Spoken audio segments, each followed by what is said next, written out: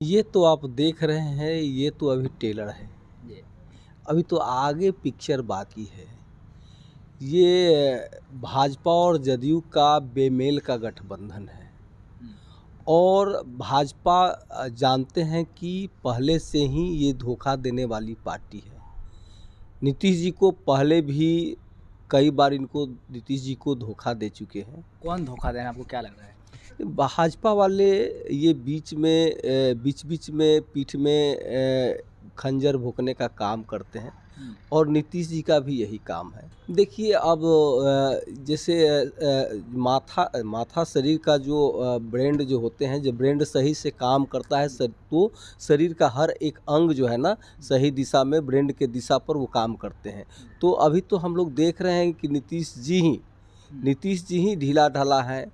उनका स्थिति ठीक नहीं है, इसलिए उनका पार्टी जो है ना, जी। पार्टी के सदस्य जो भी हैं, नेता जो भी हैं, वो तितर-बितर हो गए हैं और नीतीश जी की पार्टी वो टूटने की कगार पर है। हुँ। आनंद मोहन जी को कुछ भी नहीं कहा जा सकता है, हुँ। कहीं भी जा सकते हैं, कहीं भी आ सकते हैं। हुँ। और वो जहाँ भी हैं, जो जहाँ भी हैं, वहाँ भी उनको संतुष्ट नहीं है। नमस्कार, स्वागत है आपका लाइव बिहार में। मैं आपके साथ है संजीव सिंह। देखिए, तिरहुता स्नातक स्तरीय एमएलसी के चुनाव के रिजल्ट सामने आए हैं और देखिए रिजल्ट जो है वो चौंकाने वाले रहे हैं। आपको बता दें कि ना ही वहाँ से जेडीयू प्रत्याशी जीते और ना ही आरजेडी निर्दलीय प्रत्याशी जो थे बंशीधर ब्रिजवासी वो वहाँ से चुनाव जीते हैं और चुनाव उसके जीतते ही देखिए अब बिहार में राजनीतिक बयानबाजी हो रहे हैं और जेडीयू के तमाम जो नेता है वो आपस में ही अब विवाद कर रहे हैं, टकराव देखने को मिल रहा है। आनंद मोहन कह रहे हैं कि एकता नहीं है एनडीए में, तो वहीं अभिषेक झा जो वहाँ से प्रत्याशी थे वो कह रहे हैं हमारे अपने लोगों ने ही खंजर भोंका है। इसी मुद्दे को लेकर खास बातचीत करेंगे। हमारे साथ बातचीत करने के लिए आरजेडी से विधायक सह पूर्व मंत्री रहे हैं सुरेंद्र राम जी हैं, जुड़ेंगे, बात करेंगे। कैसे देखते हैं तिरहुत स्नातक स्तरीय चुनाव जो हुए हैं उसके रिजल्ट सामने जो आए? ये तो आप देख रहे हैं, ये तो अभी ट्रेलर है। जी। अभी तो आगे पिक्चर बाकी है। ये भाजपा और जदयू का बेमेल का गठबंधन है। हुँ। और भाजपा जानते हैं कि पहले से ही ये धोखा देने वाली पार्टी है। नीतीश जी को पहले भी कई बार नीतीश जी को धोखा दे चुके हैं। कौन धोखा दे रहा है, आपको क्या लग रहा है? भाजपा वाले ये बीच-बीच में पीठ में खंजर भोंकने का काम करते हैं। हुँ। और नीतीश जी का भी यही काम है। हुँ। दोनों धोखेबाज एक साथ हैं। चिराग पासवान की पार्टी से बागी होकर के एक नेता हैं राकेश रोशन, वो भी चुनाव वहाँ से लड़े थे। क्या लग रहा है चिराग पासवान का भी इसमें हाथ हो सकता है, आपको क्या लग रहा है? तो चिराग पासवान जी को भी तो भाजपा ने पहले भी इस्तेमाल किया था 2020 के चुनाव में भी। हुँ। तो भाजपा का एक ही मुहिम रहता है कि किस तरह से नीतीश जी के पार्टी को डैमेज किया जाए, किस तरह से उनके जो भी उम्मीदवार हैं उनको हराया जाए। हुँ। तो 2020 में चिराग पासवान जी को इस्तेमाल किया गया था हुँ। और 2025 में आगे भी कोई ना कोई मिल ही जाएँगे। हुँ। और उसका इस्तेमाल करके, चूँकि मकसद भाजपा का यही है कि जदयू हटाओ, जदयू मिटाओ और नीतीश कुमार को हटाओ। देखिए, चिराग पासवान अभिषेक झा को बुला के प्रेस कॉन्फ्रेंस किए थे आवास पर। लेकिन अभिषेक झा ने एक पोस्ट किया, उसमें उन्होंने कहा है कि कई ऐसे नेता हैं जो फ़ोन भी नहीं उठाए, प्रचार प्रसार के लिए बुलाना चाह रहे थे। आपस में ही जो है टकराव देखने को मिला। आनंद मोहन कह रहे हैं कि एकजुटता नहीं है था, इसलिए ऐसा हुआ है। स्मार्ट मीटर का मुद्दा था। क्या लग रहा है आपको? देखिए अब जैसे माथा शरीर का जो ब्रेन जो होते हैं, जब ब्रेन सही से काम करता है तो शरीर का हर एक अंग जो है ना सही दिशा में ब्रेन के दिशा पर वो काम करते हैं।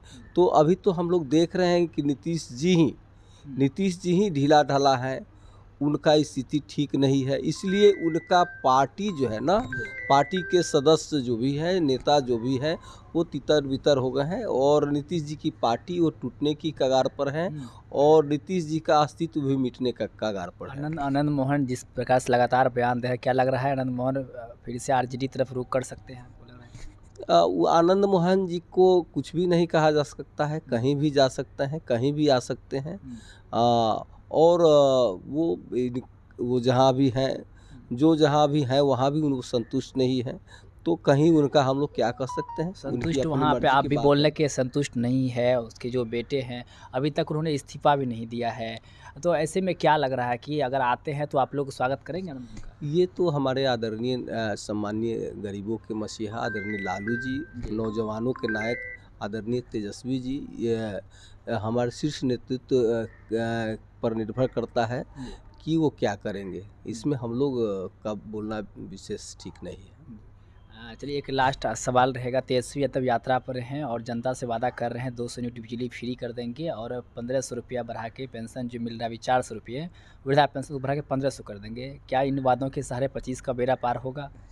देखिए, आदरणीय नौजवानों के नायक, गरीबों के मसीहा आदरणीय तेजस्वी बाबू एक बहुत बड़े मैनेजमेंट गुरु हैं वो। जी। और देखे होंगे कि जिस तरह से 2020 के चुनाव में जो वादे किए थे कि हमारी सरकार बनेगी, जी। तो युवाओं को हम लोग नौकरी देने का, 10 लाख युवाओं को नौकरी देने का हम लोग काम करेंगे। जी। तो जैसे ही हमारा सरकार बना, जी।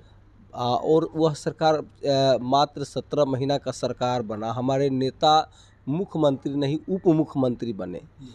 तो उस वादों के हिसाब से अच्छे मैनेजमेंट करके उन्होंने 2-3 काम बड़े-बड़े, काम तो बहुत सारे हुए, जी। लेकिन 2-3 काम बड़े-बड़े हुए। जो एक काम कि नौजवानों से जो वादे किए थे नौकरी का, वो भी उन्होंने पूरा किया। उसके बाद जो जातिगत गणना जो हुआ, उसको भी कराने का काम किए। और सबसे बड़ा काम हमारे नेता आदरणीय तेजस्वी बाबू जो आरक्षण की दायरा को जी। बढ़ाने का काम किए। जो हमारे अनुसूचित जाति की आरक्षण पहले 16% मिलता था, उस दायरा को बढ़ा करके 20% करने का काम किए। फिर पिछड़ा वर्ग में, अति पिछड़ा में, फिर अनुसूचित जनजाति का आरक्षण की दायरा 1% था, उसको 2% बढ़ाने का काम किए।